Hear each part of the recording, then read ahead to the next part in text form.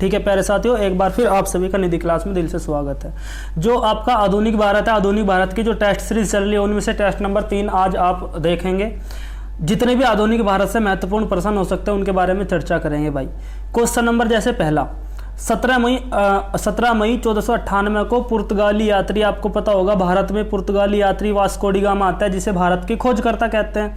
तो Vasco D gamma बाबूजी जब भारत में आते हैं समुद्री मार्ग से, तो भारत के किस बंदरगाह पर सबसे पहले उतरते हैं? तो क्वेश्चन नंबर 1 का आंसर ए होगा, कलिकट बंदरगाह। जो कलिकट बंदरगाह होता है केरल वाला क्षेत्र में कलिकट बंदरगाह होता है, वहां पर ये आदमी सबसे पहले आता है 1498 ईस्वी में। एक दरअसल एक सूरत का एक आपका वो होता है नाविक, सूरत का गुजरात का नाविक होता है, और वो नाविक इसको कहां पर लेकर के आता है? कलिकट बंदरगाह पर लेकर आता है। ये आदमी वास्को डी गामा जब भारत में आता है तो इसको बहुत ज्यादा यहाँ पर विचित्र चीजें मिलती है, जैसे आप मसालों की बात करो, इसीलिए भारत को सोने की चिड़िया कही जाती थी।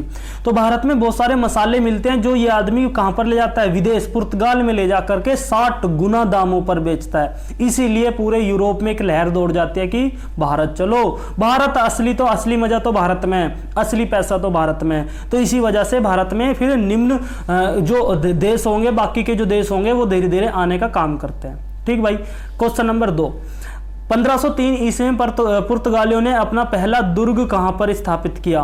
पहला दुर्ग 1503 ईस्वी में अपना कोचीन में स्थापित करते हैं। कहां पर जी? कोचीन में, केरल कोचीन में अपना पहला दुर्ग स्थापित करते हैं। कौन? पुर्तगाली। क्वेश्चन नंबर 3, अल्बुकर्क भारत कब आया? अच्छा, अल्बुकर्क जो है भारत में आता है जी 1509 ईस्वी में। 4, 3, 2 और 5 नहीं, इनमें से कोई नहीं। 1509 ईस्वी में, ये याद रखना भाई, 1509 ईस्वी में फ्रांसिसो डी अल्बुकर्क भारत में आता है। और अल्बुकर्क एक आपका आकर के पुर्तगाली भारत में आता है और धीरे धीरे अपनी सत्ता का विस्तार करने लगता है। ठीक भाई। क्वेश्चन नंबर 4 पढ़िए। 4 क्या है कि पुर्तगाली खुद को क्या कहते थे? सागर का स्वामी कहते थे। बहुत इंपॉर्टेंट वर्ड है ये कि पुर्तगाली खुद को क्या कहते थे? सागर का स्वामी। क्यों कहते थे? क्योंकि ये शांत जल की पॉलिसी लेकर के आई है। आपको पता होगा ब्लू वाटर पॉलिसी का नाम सुना होगा आपने, शांत जल की नीति। तो जो शांत जल की नीति होती है वो पुर्तगालियों द्वारा लाई जाती है, और उसमें यह कहा जाता है कि हिंद महासागर को शांत रखा जाएगा। अर्थात शांत का मतलब क्या है? कि हिंद महासागर पे कोई भी विवाद ना हो। इसीलिए इन्हें अपने आप को सागर का स्वामी कहते हैं, हिंद महासागर का स्वामी कहते हैं। क्यों कहते हैं? क्योंकि सबसे पहले इन्होंने समुद्र मार्ग की खोज करी। भारत के समुद्र मार्ग की खोज किसने करी भाई? वास्को डी गामा ने, आपको पता होगा। तो इसीलिए ये आदमी खुद को क्या कहते हैं? सागर का स्वामी कहते हैं। क्वेश्चन नंबर 5, क्वेश्चन नंबर 5 पढ़िए भाई। पुर्तगालियों डचों को अंग्रेजों ने किस युद्ध में बुरी तरह पराजित किया? अच्छा, डचों को पूरी तरीके से अंग्रेजों ने हरा दिया बेदरा के युद्ध में। जो बेदरा का युद्ध होता है, उस बेदरा के युद्ध में डचों को अंग्रेजों ने पूरी तरीके से हराया और डचों को यहां से पूर्णतः भगा दिया। पूर्ण रूप से भाग जाते हैं डच जो होते हैं, पूर्ण रूप से भागने का काम कर जाते हैं भारत से। किस युद्ध के दौरान? बेदरा के युद्ध के दौरान। ठीक भाई। क्वेश्चन नंबर 6, अंग्रेजों को सूरत तथा पश्चिमी तट पर फैक्ट्री खोलने की इजाजत किसने दी? इजाजत किसने दी? ये बात कही। अंग्रेजों को सूरत तथा पश्चिमी तट पर फैक्ट्री खोलने की इजाजत जहांगीर देता है। जहांगीर के दरबार में आपको पता होगा एक अंग्रेज आता है कैप्टन हॉकिंस नाम का।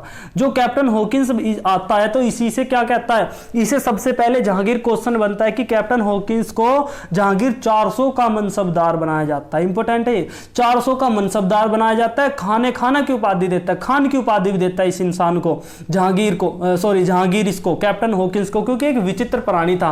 हमें क्या पता अंग्रेज क्या होते हैं, तो इसे एक विचित्र प्राणी लगा, ये विचित्र आदमी लगा, अंग्रेजी बोलने वाला था, है ना, तो इसे थोड़ा सा अजीब लगा। तो इसी वजह से इसने क्या बनाया भाई? इसे 400 का मनसबदार बनाया। और फिर दूसरी सल्तनत को स्थापित करना भी एक बहुत बड़ी बात होती है। चाहता था कि अपने साम्राज्य के विस्तार हो, अपनी जो सभ्यता संस्कृति है वो दूर तक जाए। उसी को मद्देनजर रखते हुए कैप्टन हॉकिंस को ये आदमी क्या करता है जी? आपका बुला लेता है। ठीक, ये इसी के दरबार में वो आदमी आता है। अच्छा, ये बात है कि सूरत तथा पश्चिमी तट पर फैक्ट्री खोलने की वजह जहांगीर देता है। पहली बार तो जहांगीर को कौन मना कर देता है? पुर्तगाली से तुरंत मना कर देता है कि भाई साहब अंग्रेज कदम नहीं रखने चाहिए भारत की सरजमी पर। तो जहांगीर मना कर देता है, डर जाता है। लेकिन बाद में आकर के जब जहांगीर को मिडलटन नाम का एक आदमी होगा वो इन्हें पीट देता है ना, तो हरा देता है, इनका जहाजी बेड़ा फूंक देता है। तो इसी वजह से जहांगीर इनसे खुश होकर के इनको फैक्ट्री खोलने की इजाजत दे देता है। क्वेश्चन नंबर 7, कलकत्ते की स्थापना किसने की? जॉब चोरनोक, बढ़िया नाम है। जॉब चोरनोक द्वारा कलकत्ता की स्थापना की जाती है। आपकी जो आज का कलकत्ता आप देखते हो लगभग वो उस समय 3 गांवों से मिलकर बनता है, और 3 गांवों को मिला करके क्या बनता है जी? आधुनिक कलकत्ता का निर्माण होता है, जो जॉब चोरनोक करते हैं भाई साहब। ठीक भाई, क्वेश्चन नंबर 8 पढ़िए। क्वेश्चन नंबर 8 क्या है? भारत में ईस्ट इंडिया कंपनी का पहला गवर्नर जनरल, पहला गवर्नर जनरल तो अभी आप विलियम बेंटिक पर लगाओ। तो भारत में ईस्ट इंडिया कंपनी का पहला गवर्नर जनरल कौन होता है?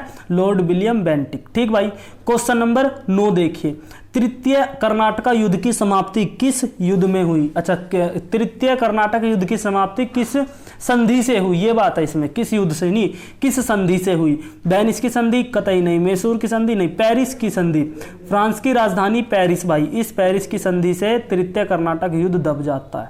ठीक, क्वेश्चन नंबर 10 देखिए। क्वेश्चन नंबर 10 क्या है जी? क्वेश्चन नंबर 10 है कि भारत में तंबाकू के प्रचलन का श्रेय किसे जाता है? पुर्तगालियों को जाता है। भारत में तंबाकू और प्रिंटिंग प्रेस और जहाज निर्माण, तीनों चीज याद रखना। भारत में प्रिंटिंग प्रेस, तंबाकू और जहाज निर्माण, तीनों चीजों का श्रेय किसे जाएगा? पुर्तगाल वासियों को जाता है। क्वेश्चन नंबर 11, वांडीवास का युद्ध किस किस के मध्य लड़ा गया? वांडीवास का युद्ध आपका अंग्रेजों और फ्रांसीसियों के मध्य लड़ा गया, जिसमें आपकी पेरिस वाली संधि होती है। ठीक भाई, तो अंग्रेजों और फ्रांस के मध्य क्या लड़ा जाता है जी? वांडीवास का युद्ध लड़ा जाता है। क्वेश्चन नंबर 12, ब्लैक होल घटना कब होती है? जो आपकी ब्लैक होल घटना होती है, ब्लैक होल घटना आपकी 1757 में आपकी ब्लैक होल घटना हो जाती है।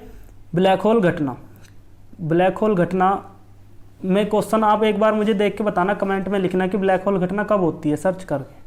क्वेश्चन नंबर 13, कूका विद्रोह का प्रमुख क्षेत्र क्या था? जो कूका विद्रोह होता है, कूका दरअसल एक जनजाति है, पंजाब की जनजाति। कूका पंजाब की एक जनजाति होती है और इन्हीं के मध्य ये विद्रोह होता है। तो ये क्या था कि कूका का प्रमुख क्षेत्र, कूका विद्रोह का प्रमुख क्षेत्र हो जाता है जी पंजाब। ठीक भाई, question number 14, east India company का शासन भारत में समाप्त कब किया गया? ईस्ट इंडिया कंपनी मतलब क्या है कि कंपनी का शासन क्राउन के हाथों सौंप दिया गया। कब? 1858 में।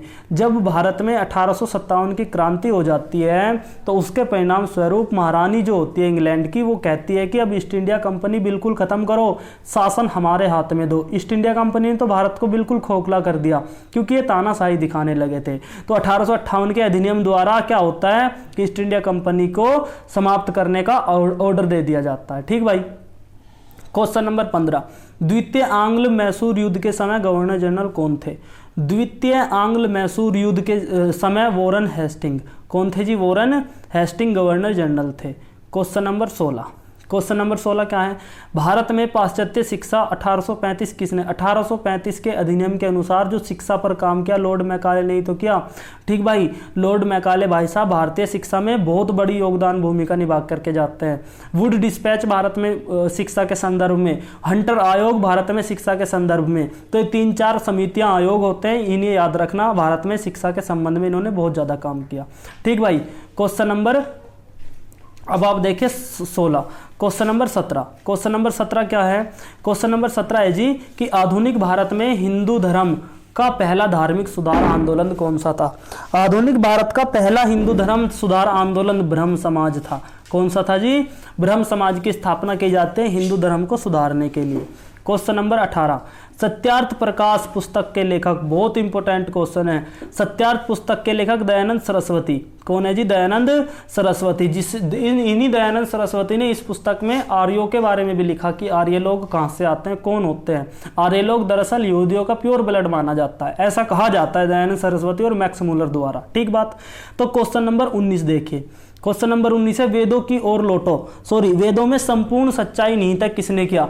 भाई वही तो है, वेदों की ओर लौटो या फिर वेदों में संपूर्ण सच्चाई निहित है, ये किसने कहा? कौन कह सकता है? स्वामी विवेकानंद। स्वामी विवेकानंद द्वारा वेदों की ओर लौटो का नारा दिया गया और सारी सच्चाई इन्हीं में निहित है, ये भी बात कही गई। और वेद कितने होते हैं? 4 होते हैं, और 4 वेद आपके ऋग्वेद, आपका ये ऋग्वेद, यजुर्वेद, सामवेद और अथर्ववेद, ये 4 वेद है। ठीक भाई।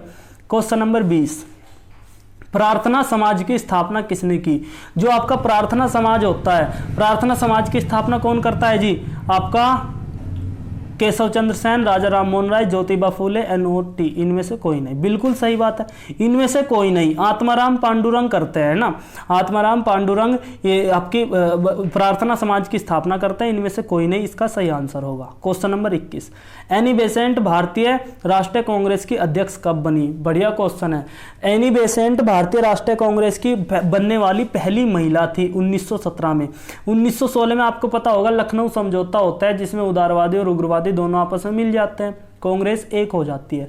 जैसे कांग्रेस एक होती है, क्योंकि कांग्रेस को एक करने में महत्वपूर्ण भूमिका एनी बेसेंट की होती है, तो इसे 1917 में भारतीय राष्ट्रीय कांग्रेस का क्या बना दिया जाता है जी? अध्यक्ष बना दिया जाता है। और ये पहली महिला थी जो भारतीय राष्ट्रीय कांग्रेस में भाग लिया जिन्होंने। ठीक, क्वेश्चन नंबर 22, बारदौली सत्याग्रह 1928 का नेतृत्व किसने किया? बारदौली सत्याग्रह किसने चलाया? ये है क्वेश्चन। बारदौली सत्याग्रह वल्लभ भाई पटेल द्वारा चलाया जाता है। और बारदौली सत्याग्रह में था क्या एक्चुअली में? बारदौली सत्याग्रह में ये था कि जो बंबई सरकार द्वारा कपास की कीमतें होती थी उन पर 30% अधिक दर लगा दी गई, और सूरत में ये होता है, सूरत के बारदौली जगह में होता है। और जो आपकी कपास की खेती होती है उस पर 30% आपका टैक्स दर जो होती है वो लगा दी जाती है। इसके विरुद्ध में बारदौली सत्याग्रह होता है, जिसका नेतृत्व कौन करता है जी? सरदार वल्लभ भाई पटेल करते हैं। ठीक, क्वेश्चन नंबर 23 देखिए। 23 क्या है जी? हम रानी और सिर्फ महारानी की रैयत होना चाहते हैं। किस कृषक विद्रोह में ये बात कही गई? हम रानी और सिर्फ महारानी की रैयत होना चाहते हैं। पावना विद्रोह 1873 से जो छंतर के मध्य चलता है, 1873 से जो छंतर के मध्य चलता है आपका पावना विद्रोह। इस पावना विद्रोह में जो आपका इस पावना विद्रोह में था क्या एक्चुअली में, इसे समझ लीजिए। जो पावना विद्रोह होता है वो दरअसल जमींदार जो होते हैं लगान की दर को बढ़ा देते हैं, जिसमें मजदूर ये विद्रोह कर देते हैं। जो जमींदार लोग होते हैं वो लगान लिया जाता था पहले, जो टैक्स कहते हैं जिसे वर्तमान में, तो उस टैक्स की उसको इंक्रीज कर दिया जाता है, बढ़ा दिया जाता है। और उसी बढ़ाने के संदर्भ में जो मजदूर होते हैं वो कहते हैं कि भैया एक काम करो, हमें नहीं रहना आपके संरक्षण में, इससे बड़े तो और महारानी है। तो इसीलिए कहा जाता है हम रानी और सिर्फ महारानी की रैयत होना चाहते हैं। ये बात किसने कही भाई? पावना विद्रोह के दौरान। होता कब है पावना विद्रोह? 1873 से 1876। पावना है कहां पर, ये ध्यान रखना कि पावना जो क्षेत्र है वो बंगाल बिहार वाला क्षेत्र होता है, बंगाल वाला मुख्यतः क्षेत्र था। ठीक भाई, इसके बाद क्वेश्चन नंबर 24, भारतीय समाचार पत्रों का मुक्तिदाता किसे कहा जाता है? Charles Metcalfe. भारतीय समाचार पत्रों का मुक्तिदाता इसे क्यों कहेंगे? क्योंकि इस आदमी ने, चार्ल्स मेटकॉफ ने प्रेस की स्वतंत्रता को पूर्ण भारत में लागू कर दिया कि प्रेस की स्वतंत्रता अब इन्होंने दी। और प्रेस की स्वतंत्रता आपको पता है मिलने पर प्रेस कुछ भी छापे, कहीं भी अपना प्रिंट भेज सके, वो सारी स्वतंत्रता इन्हें दी। और इसी कारण से भारतीय समाचार पत्र का मुक्तिदाता भी इन्हीं को कहा गया। ठीक भाई, क्वेश्चन नंबर 25, भारत का प्रथम स्वतंत्र संग्राम व सैनिक विद्रोह कौन सा था? भारत का पहला ऐसा विद्रोह जो किसी के संरक्षण में नहीं था, बस एक विद्रोह था, संग्राम था, एक प्रकार की क्रांति थी। तो कौन सा था भारत का प्रथम पहला? 1857 की क्रांति। भारत में 1857 की क्रांति होती है तो पूरे विश्व में फैलती है, और वो एक ऐसी क्रांति थी जिसका अलग अलग जगह अलग अलग आदमियों द्वारा नेतृत्व किया गया। यहाँ पर गांधी वांधी कोई थे नहीं, है ना?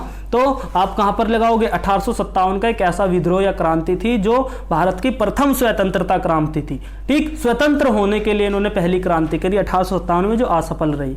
ठीक भाई, आजाद हिंद फौज।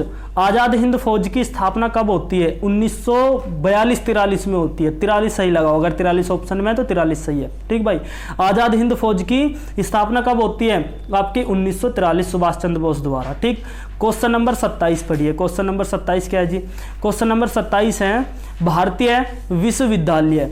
भारतीय विश्वविद्यालय अधिनियम 1904 किस वायसराय के काल में आया? अब वायसराय बन गए होंगे, आपको पता होगा।